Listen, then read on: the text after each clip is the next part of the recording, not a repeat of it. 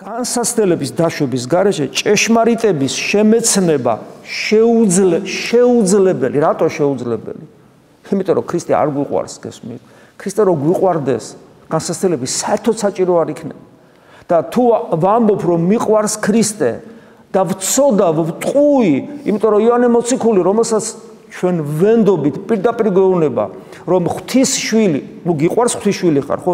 ღვთის შვილი აღარ წოდავს. დაცემის ცოდვით გულისხმობ.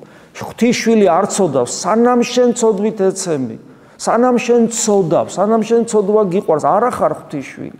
არა ხარ ღვთის შვილი. მაგრამ ღვთის შვილი აღარ წოდავს. გამოცხადებითი ცოდნაა ეს. ღვთის შვილი არ წოდავს.